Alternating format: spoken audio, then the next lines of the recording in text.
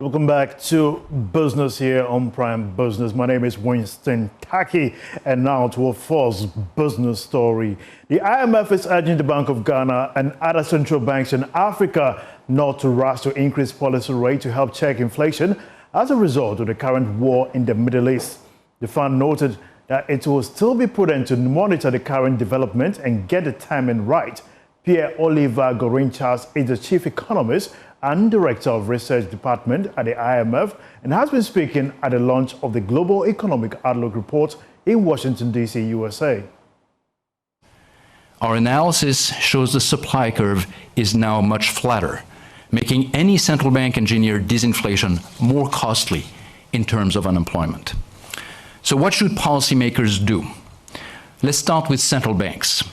This is a negative supply shock, and no central bank can influence global energy prices on its own. Markets are already pricing in higher policy rates. However, provided inflation expectations remain well anchored, central banks can afford to wait and watch for now. But they must be attentive to risks and communicate clearly their readiness to act decisively to maintain price stability. In most cases, exchange rates should be allowed to adjust, allowing central banks to focus on their mandates. What should fiscal policy do? With rising public debt trajectory, fiscal space is much thinner than before. Price caps, subsidies, and similar interventions are popular, but they distort prices. They're often poorly designed, hard to unwind, and extremely costly. Meanwhile, Professor of Finance at the University of Cape Coast Business School, Seram Kawo, is urging government to prioritize fiscal discipline to sustain economic gains amidst external pressures due to the Middle East tensions. He spoke in an interview with Joy Business. And we have been talking about this for a long time. The marriage between the government of Ghana in terms of fiscal policy and the Bank of Ghana in terms of monetary policy is good for us. And so we should not be at par in terms of monetary and fiscal policy. Fiscal discipline is very key, and that is what the government has told us. And the Bank of Ghana has given the assurance that they are not going to do anything to derail the gains they have made in the past. And so moving forward, the bank should just work closely with the government, and then the Gold Board initiative that they've brought, they should just make sure that they follow these ones very well. You realize that in terms of borrowing, government has been very prudent. Just recently, they issued the domestic bonds that raised some 3 billion Ghana cedis or so for the country at the rate that is about 12%, if I'm not lying. And so that is very good. And we need not to rush in getting money that we will not spend prudently. And Ghana has recently passed the value for money bill, which when it comes to place will monitor the project and the constructions and the loans that we get, and that will go a long way to help the country. Moving on, the Ghana Insurance Association has underscored the need to preserve competition, transparency, and merit-based procurement system in the insurance industry to promote fairness. The following report has more. GAB made the appeal after its engagement with the State Interest and Governance Authority on a communication for state enterprises to do businesses with only SIC Insurance PLC and SIC Life Insurance Limited.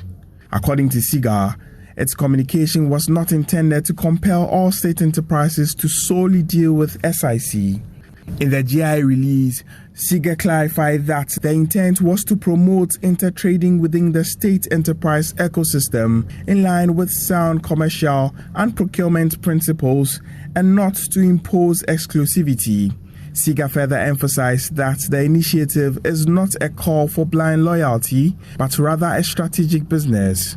GI said it acknowledged this clarification and underscores that such initiatives must be implemented in a manner that preserves competition, transparency, and merit-based procurement consistent with regulatory requirements and industry best practice. It said the SIC Insurance PLC and SIC Life Insurance Limited are valued members of the association alongside all private insurers.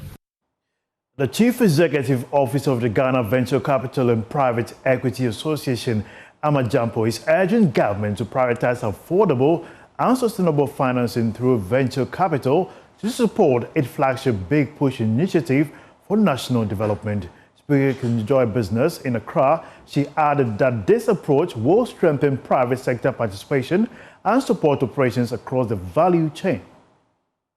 Ghana's venture capital industry is gaining momentum as a critical financing ecosystem for small and medium-sized enterprises and technology startups, driven by a mix of public policy support and private sector investment. Speaking to Joy Business on the sidelines of the GAB Fund engagement in Accra, Chief Executive Officer of the Ghana Venture Capital and Private Equity Association, Amajampo, highlighted the growing opportunities the sector presents for business expansion and economic development. In the era of big aid and development cuts, we really have to focus on our pension funds, our domestic capital, which we have. We have in Ghana $70 billion. Across Africa, we have $600 billion. So we have a huge opportunity to really figure out how we structure funds for the private sector to be invested in. Once we can create jobs and build sectors like financial services, digital services, healthcare, education, agribusiness, industrial processing and manufacturing, we can really support those with our domestic capital and also feed into the pension funds themselves, who are in a bit of a demographic situation in terms of the youthful, informal sector. How do we get more people into the formal sector, paying their taxes through salaried jobs, through the private sector? We can't do that if we don't mobilize our domestic private sector pension funds. She also stressed the need for a clear legal framework to support the domiciliation of investment funds. Ghana has a ways to go. I mean, we are looking at our legal and fiscal frameworks, and so we're really pushing for a bill to be passed. The limited partnerships framework is the key one that's missing in Ghana, so it makes us uncompetitive compared to some of our neighbors. And so we're really pushing hard through an interagency committee with the Ministry of Finance, the Security and Exchange Commission, the MPRA, the Pensions Regulator, and the ORC, the Office of the Registrar of Companies, to figure out how we can expedite the process of having a bill to have the legal framework in place in Ghana so that we can be competitive as a hub, a financial hub for funds to domicile and be based here in Ghana. The association is further urging government to leverage venture capital as part of its Big Push agenda to drive private sector growth across key value chains. We have many enterprises that are owned by Ghanaians, normal business people, that need access to long-term patient capital to invest and scale and expand their businesses. So with a big push, we are looking for it to be an inclusive exercise. We're here to support the government through our activities to really link our private sector capital, our expertise, our knowledge that has been acquired over more than 20 years in this venture capital private equity space, to really support the government with its initiatives by funding the private sector enterprises and entrepreneurs and their boards and their supply chains, all of those players within the private sector to come up through the big push. But without long-term affordable financing through our subsector, pension funds in particular being a key driver of that, we will struggle to actually have a sustainable, affordable, less debt-dependent situation in terms of financing our private sector development and the big push and other private sector development financing initiatives. Meanwhile, the 2026 Ghana Venture Capital Association Annual Industry Conference, themed Fueling Ghana's Future Through Domestic Alternative Investment and Unlocking Trapped Capital, is scheduled for April 23rd in Accra. The event is expected to bring together key players in the private equity and venture capital space to discuss investment trends, policy direction, and capital mobilization. Moving on, the Ghana Association of Banks has begun a series of activities to build confidence in the banking industry and eliminate the fraud among staff of the banks. According to the Chief Executive of the association, Johnny Wa, this has become critical as the industry continues to face integrity concerns. He has been speaking to Joy Business after the opening of the board-level ethical training for Bank Board of Directors here in Accra. The ethics training is designed for board members and high-level staff of regulated banks in the country to improve their knowledge on fraud prevention and ethical policies at the various banks. According to the Ghana Association of Banks, the situation of reported fraud in the sector is worrying and more troubling when bank staff are involved. Chief Executive John Ewa told journalists that all other staff of various banks will benefit from such trainings across the country. Very concerned. One fraud happening in the banking industry is one fraud too many. So we do not want to record any kind of fraud. So if fraud happens as a community, it shakes our DNA. It shakes, what makes us the banking industry that we call ourselves. And therefore, you're right. When Bank of Ghana issues the fraud report and it shows a certain trend which is moving negatively, particularly with staff involvement, we get worried. And so the training and the public awareness campaign that we are embarking on is all part of the processes we have put in place to help us address that phenomenon. Meanwhile, he has been calling for more stakeholder support to curb high non-performing loans in the sector, which is making Ghana non-competitive. Generally, a lot of the NPLs also have to do with structural deficiencies we have within our judiciary, our court system, the Lands Commission, the Environmental Protection Agency, Standards Board, FDA. They are all agents of credit or agents of financial intermediation. And if the system doesn't work properly, we have a Borrowers and Lenders Act that says A, B, C, D.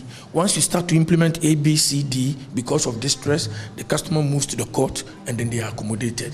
Until all that is cleared, then we will still have NPLs levels which will not be acceptable. The way it is now, the whole sub-region, Ghana, proudly, we stand tall when it comes to non-performing loans, which is very bad. We are one of the leading economies in West Africa, and we should lead on all metrics. We cannot lead economically and then say that our default rate is at 19%. I mean, it's not right. When in other territories, about 4.5% and 6%. Participants were taken through new modes of banking and fraud prevention. Fitch Ratings has warned that a prolonged Iran war leading to sustained high oil prices would likely have mixed impact across African banking sectors. The following report highlights the key concerns raised by Fitch Ratings. To the UK-based firm, the effects on bank ratings would largely depend on any implications for sovereign ratings, given the strong connections between sovereigns and banks across much of the continent. Fitch said its March global economic outlook, which assumes relatively short Iran conflict and oil prices averaging $70 per barrel over 2026, did not have a major impact on macroeconomic projections for African countries where it covers banks. Consequently, it said Fitch do not expect the changes in its projections to have bank rating implications. It continued that an adverse conflict scenario involving the Strait of Hormuz remaining effectively closed until June and an average oil price of $100 per barrel in 2026 remains a rating-relevant credit risk despite the recent ceasefire. It warned that this scenario would renew inflationary pressures in many African countries, particularly net hydrocarbon importers such as South Africa, Kenya, Morocco, and Tunisia. Fitch added that it would also pressure most countries in the West African Economic and Monetary Union and could lead to fuel shortages in some areas. Again, Fitch forecasts that the worsening terms of trade and the potential for reduced foreign investor appetite could pressure some currencies. Freight forwarder Michael Obri is defending the decision by industry players to maintain a strike at Ghana's ports, insisting the action is necessary to force government to address concerns over the implementation of the Publican AI system. In an interview with Joy Business, he says importers are unable to absorb the high charges being generated, warning that the policy lacks transparency and adequate stakeholder consultation. Operations at the port has come to a halt. Reason being that freight forwarders are not paying duties, and it's because they are acting on the instructions of GUTA, their importers, who say we do not have the money to pay for the kind of figures that are being churned out to us. Yes, we've had some engagement, but like we mentioned, the reason why we're striking is because those engagements, the outcome of those engagements have not appeared as though the government wants to listen to us. And so after successive conversations telling them that, look, because our demands has just been simple, that withdraw the publican AI because we have a series of complaints about it. So withdraw it. Let us come back and have a conversation as stakeholders and fashion out a way that, or fashion out methods of implementation if you so want to implement because it is government policy. But in such a manner that does not affect the importer, does not affect the trader negatively, and government also gains the required revenue that it wants to raise. Unfortunately, that conversation has not been driven home from where we sit. And so we think that an industrial action such as a strike is one of the ways that we can drive our concerns home. Now, the Minister for Energy and Green Transition, Dr. John Abdallah Jinapo, has assured Ghanaians that ongoing efforts to strengthen the country's electricity distribution network will not result in additional tariff charges. This comes as the Electricity Company of Ghana embarks on an ambitious nationwide transformer upgrade program. To roll out 2,000 transformers across the country as part of efforts to improve power distribution and enhance system stability. The initiative is expected to address capacity constraints and reduce frequent power disruptions in many communities. Speaking during a supervisory inspection of ongoing works at substations, the Minister for Energy and Green Transition, Dr. John Abdallah Jinapo, emphasized that the upgrade is a critical step towards building a more resilient power distribution network. ECG under the current management is primarily focusing on their core mandate, investing in critical infrastructure. It is not just within Accra. Next month, they intend to move to Kumasi and to the other regions. Indeed, when it comes to the normal distribution transformers, they intend to roll out about 2,000 transformers. That is massive, it's unprecedented, and it's never happened. But I also encourage the staff of ECG to give of their best. District directors, regional directors, and all the other directors, and even the staff themselves.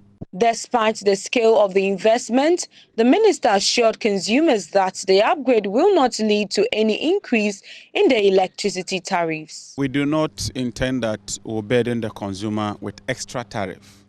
If there's tariff, it will be because of normal activity. Like I said, we've refocused ECG. Even though this year they are spending less than 2 billion, as compared to 9 billion in 2024, they are really prioritizing their expenditure. And for me, that is the difference that we are witnessing. And so let me assure consumers that even if there's a tariff adjustment, it will not be solely because of this upgrade exercise. He, however, appealed to the public to exercise patience as ongoing works may result in temporary power outages in some areas. In the coming days, I want to appeal to customers that if you see some outages arising from this exercise, kindly bear with us. It's momentary, it's temporary, and it's just to ensure that we have an improved, better system so that you can enjoy reliable supply of power. It's a continuous exercise. We're going to do this for the next 3 months, another 6 months, and we take it up to 1 year. The ministry maintains that the long-term benefits of the project will outweigh the temporary disruptions, with improved reliability expected to support businesses and households nationwide. Now, the Executive Secretary of the Chamber of Petroleum Consumers, COPEC Ghana, Duncan Amor, has admitted that the state could incur some revenue losses if proposals by civil society organizations are accepted. However, he believes the responsibility now lies with governments to strike a balance between the downstream and the upstream petroleum sectors, ensuring that revenue is not entirely eroded. His comment follows proposals by some civil society organizations advocating a 1 cedi 65 pesos fuel price relief alongside long-term reforms in the petroleum sector. He spoke to Joy Business.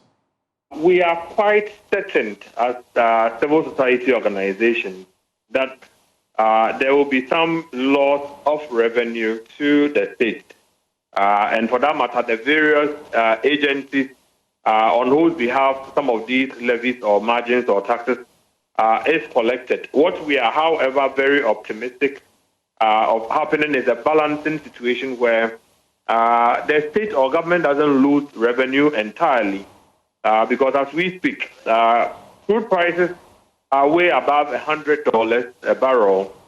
What that means is that if originally our petroleum or crude exports, 100,000 barrels of our license was going to yield on average about $70 million. Today, it would yield over $100 million by the same volume or quantity. Government would be getting some windfall from the upstream. And so just losing a bit on the downstream, government would simply need to balance these two streams and be able to still prosecute the 2026 budget that government did put together.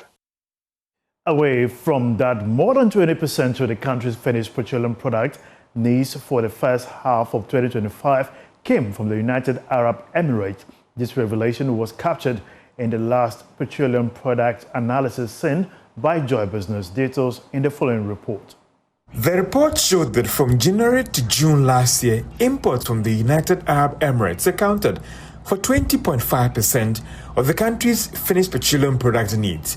It was followed by Netherlands with 12.5%, and Belgium accounted for 11.6%.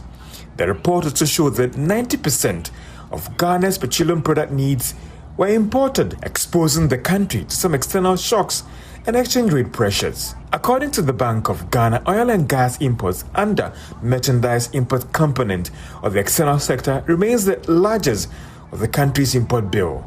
Last year, for instance, the country spent $4.9 billion to finance these imports. But for a lot of people, the biggest concern here is that whether the country is really immune from the Middle East war in terms of the petroleum product supply. Well, this fresh data may raise more questions than answers. Let's bring you an update on how commodities are faring on the global markets as of now. How we end Prime Business today. My name is Winston Taki. Thanks for watching. Up next is Prime Sports.